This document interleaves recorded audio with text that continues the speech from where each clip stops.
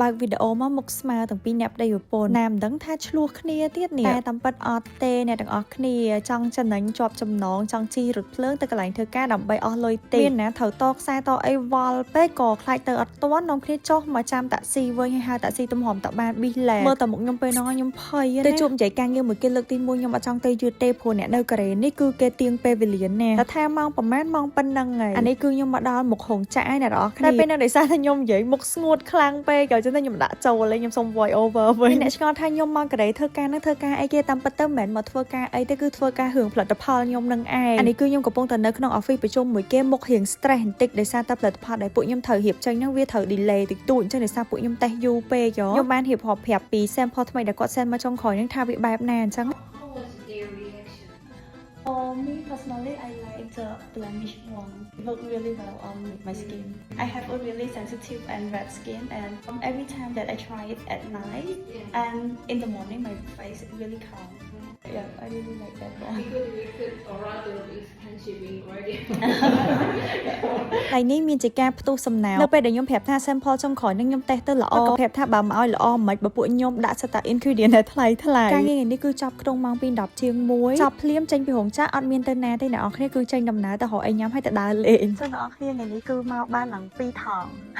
product ច្រើនមែនតើហើយរោងចក្រដែលខ្ញុំមកលើកនេះមិនមែនជារោងចក្រដែលពួកខ្ញុំ transfer product មកទេរោងចក្រដែល transfer product មកហ្នឹងគឺតើតាថ្ងៃស្អែកអីចឹងបានទៅជួបប៉ុន្តែនេះជារោងចក្រដែលពួកយើ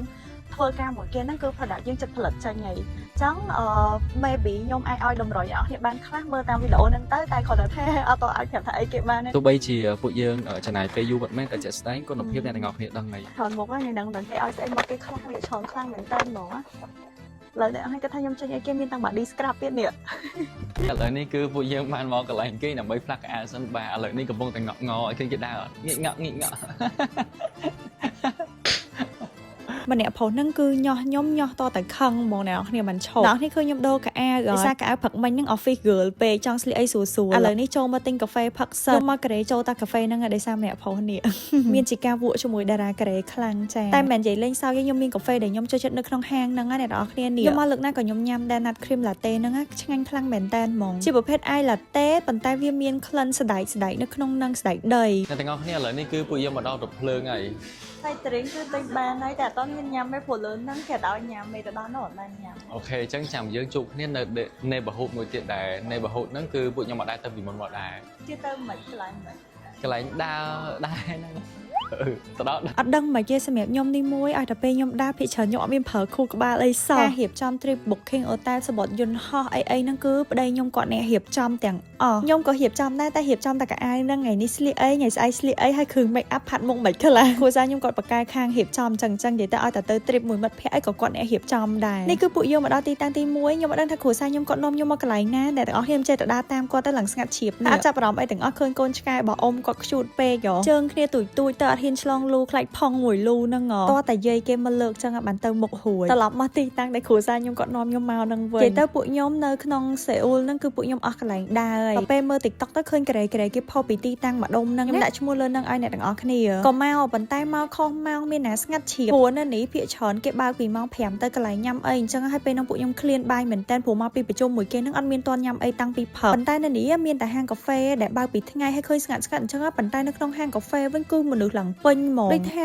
local គេជនជាតិកូរ៉េស្ទៀវអីចឹងគេមកអង្គុយឈៀលនិយាយគ្នានៅហ្នឹងពួកខ្ញុំថាបើខ្ញុំទៅលើកក្រោយខ្ញុំទៅម្ដុំនេះពេលយប់ហើយពួកដឹងថាពេលយប់គឺមានហាងសាច់អាំងមានអីញ៉ាំច្រើនតែពេលថ្ងៃនេះគឺមានតែហាងកាហ្វេខ្ជូតទៀតតែខ្ញុំមានទៅចូលអីទៀតអ្នកទាំងអស់គ្នាបើកាហ្វេនៅដៃហ្នឹងខ្ញុំមកហ្នឹងគឺបំណងរកអីញ៉ាំទេប៉ុន្តែហាងបាយគេអត់បើកសោះគ្រប់ហាងគឺសិតតែម៉ោង5បានបើកអស់គ្នាចុះឥឡូវនេះនៅម្ដុំ area នេះឈ្មោះអីគេឈ្មោះ Molia យើងដើរហើយប៉ុន្តែដោយសារតែពួកខ្ញុំឃ្លានបាយខ្លាំងហើយម៉ោង5បានហាងបាយគេមកសូមបញ្ចូលស្លេងទៀតដោយសារពេលហ្នឹងម៉ៃខ្ញុំវាធ្វើទុកពេកទាំងអស់គ្នាចឹងពេលហ្នឹងគឺពួកខ្ញុំដូរភ្លាមទៅញ៉ាំអីនៅ Itaewon វិញគឺកន្លែងគប់បាត់ដែលពួកខ្ញុំឃើញគេល្បីខ្លាំងគេ rating សិតផ្កាយ5ទាំងអស់តែកន្លែងហ្នឹងពួកខ្ញុំត្រូវមកញ៉ាំយប់ឡើងតាគាត់ប្រាប់ថាគាត់រត់តាក់ស៊ី10ឆ្នាំហើយគាត់ទៅជួបខ្មែរយើងលើកទី1គាត់សប្បាយចិត្តតែគាត់ប្រឹងនិយាយមានដោយសារគាត់ចូលចិត្តស្រុកខ្មែរគាត់ថានៅក្នុងក្តៅគាត់ចូលចិត្តអូខ្ញុំអត់ប្រកែកនិយាយពូតាក់ស៊ីប្រកែកនិយាយម៉ែគាត់ព្រោះនិយាយរហូតជីចង់1ម៉ោងគាត់និយាយរហូតគាត់ព្យាយាមនិយាយមួយយើងគាត់ friendly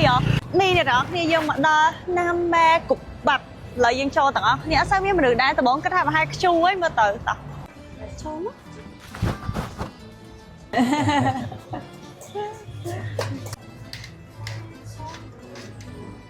Green chili is similar Mexican green salsa in Korean style. This paste is very delicious. Trust me. okay thank you Thank you so much បានគុកបាក់ឯរបស់នោះ spicy គាត់នេះអត់ស្មៃអត់ spicy ទេហើយយើងថែមជាមួយនឹងអានេះគេហៅ skin pork សាច់ជ្រូកចំហុយមួយដែរខាងនេះតំណងឃើញគាត់លាយមិញតំណងខ្លាំងហើយសំខាន់ paste គាត់នេះដែលត្រូវដាក់លាយជាមួយគាត់តំណងដែរអញ្ចឹងយើងមកភ្លក់ទាំងអស់គ្នាថាឆ្ងាញ់ដូចគុកបាក់ដែលយើងញ៉ាំរាល់ដងអត់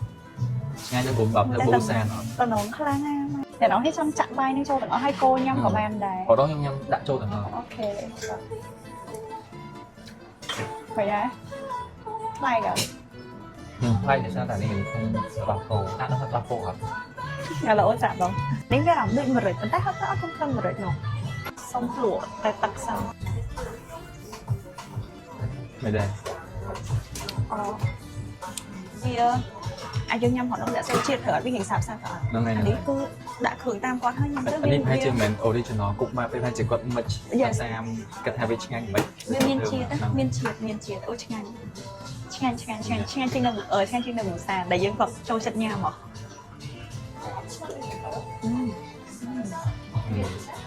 chân là lời của mình sùng nhắm xanh តែស្វាយគេវាសាឆ្ងាញ់មកគេណាតាំងពីពួកខ្ញុំញ៉ាំកុបបាក់មកអានេះគឺជាកន្លែងទី1ដែរពួកខ្ញុំញ៉ាំឆ្ងាញ់ជាងគេតែគាត់ថាអត់ដឹងថាទាំងអស់គ្នាចេះញ៉ាំកុបបាក់អត់ទេបើអ្នកអត់ចេះញ៉ាំគាត់អាចមើលទៅវាអាចរៀងសាបអត់សូវមានជាតិតែបើអ្នកអត់ចេះញ៉ាំកន្លែងនេះខ្ញុំ recommend ថាខ្ញុំញ៉ាំច្រើនកន្លែងខ្ញុំមានកន្លែងនេះដែលមានជាតិខ្លាំងជាងគេឆ្ងាញ់ baby you get through ឥឡូវយើងដល់ណាហើយចា ឥឡូវនេះយើងនៅឌីហ៊ីណៃសូលមកមើលអីវ៉ាន់អានអត់បានអីវ៉ាន់ទេវាចាញ់ជាអញ្ចេះយល់អត់ ដូចជាអត់មានអីគេឲ្យការញ៉ាំហើយជាមួយនឹងការផឹកទៀត តែ បាទ ខ្ញុំមកហៅមើលខោអាវហើយរបស់ប្រើប្រាស់ប៉ុន្តែវាអត់បានទេវាចាញ់ជាអញ្ចឹងវិញណាហ្នឹង